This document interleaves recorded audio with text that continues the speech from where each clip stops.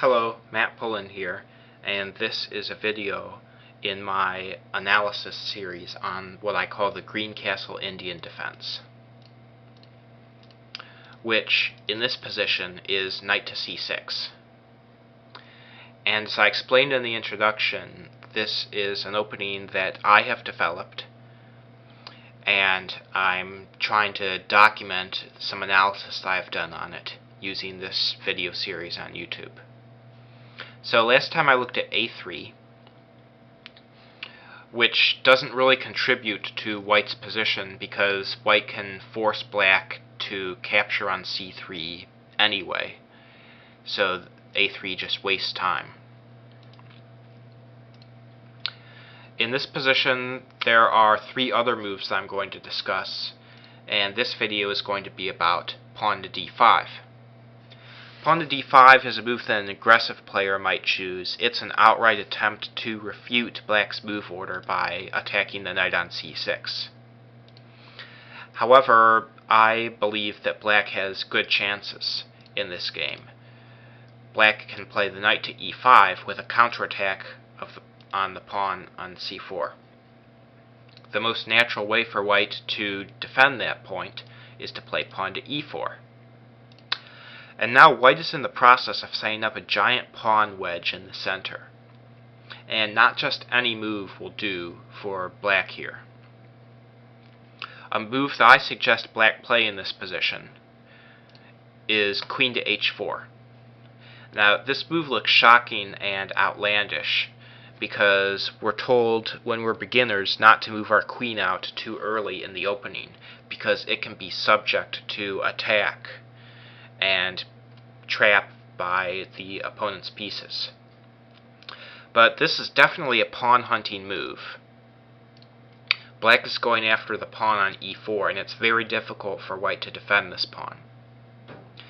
So even though black is seriously violating principle in this opening by bringing the queen out this early, I think that's tactically justified by the variations that I've looked at. Well, let's look at ways for white to defend on e4. Bishop to d3 is the obvious defense, but black steps up the pressure with knight to f6.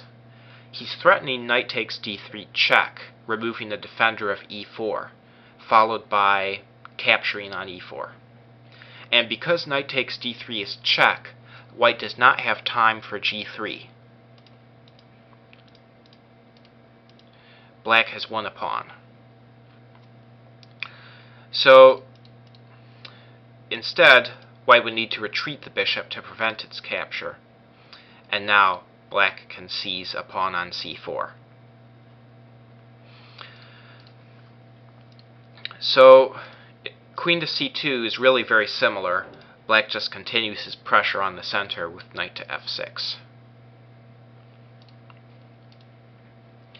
Another move to help white defend his center is queen to d4. It also attacks the knight on e5, which limits black's options. I think black should play pawn to d6 here, and take advantage, maybe sometime in the future, of black's ability to play bishop to c5, attacking the white queen, with possible pressure on f2. But because black is not threatening e4 right now, white has time for g3. Queen to f6 is the retreat that I suggest. And in this position, white's best move is probably f4, the extreme space gaining move, because otherwise black is going to play bishop to c5, forcing the white queen to come to d2 to protect his f2 weakness, and then maybe black can drop his knight into f3 for check.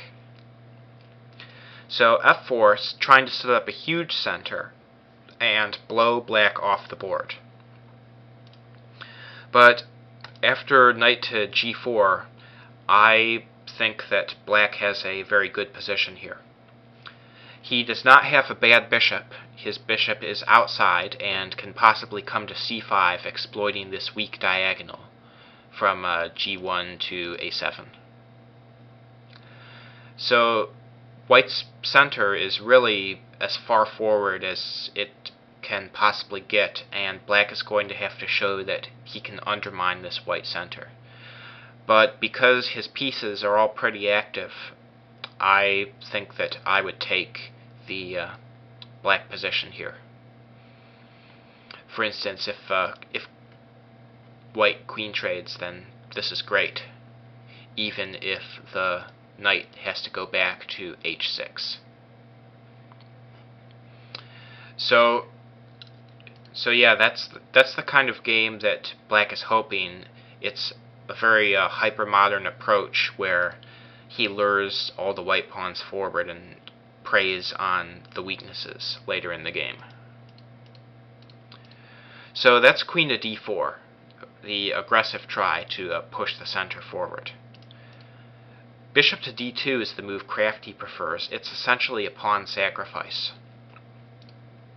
Black takes on c3 and then takes on e4.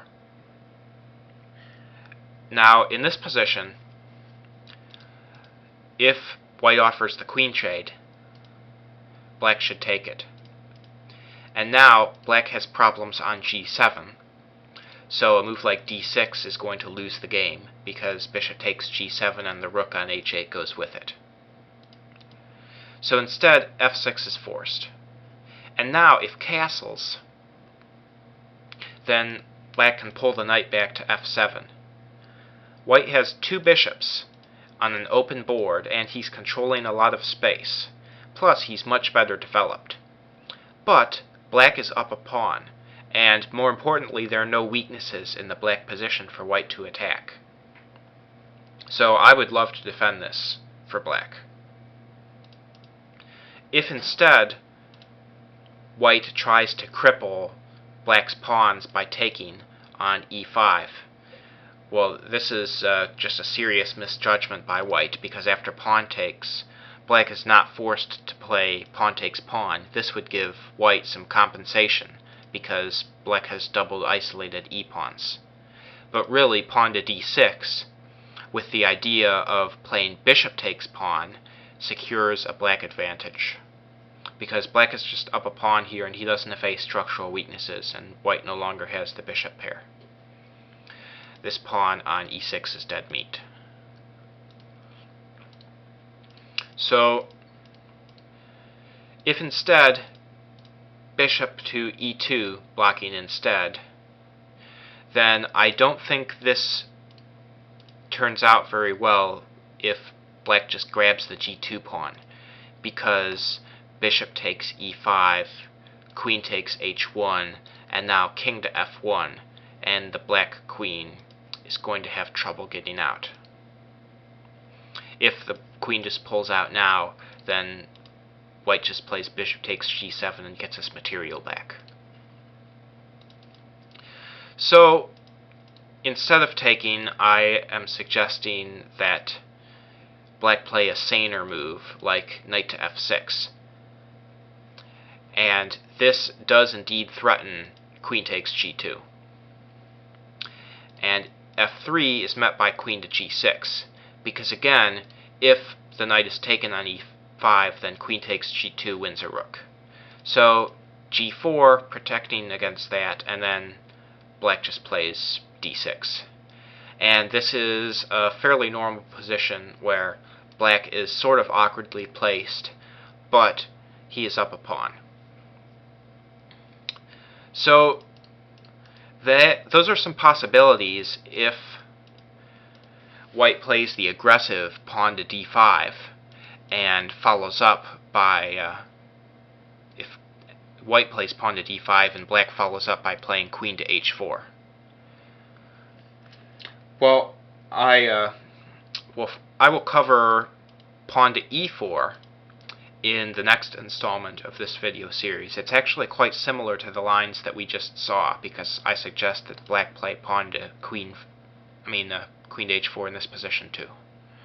Well, I'll talk to you next time. Bye.